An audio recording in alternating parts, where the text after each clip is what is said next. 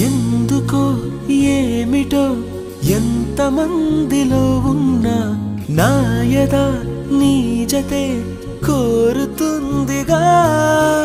ఒంటరి దారిలో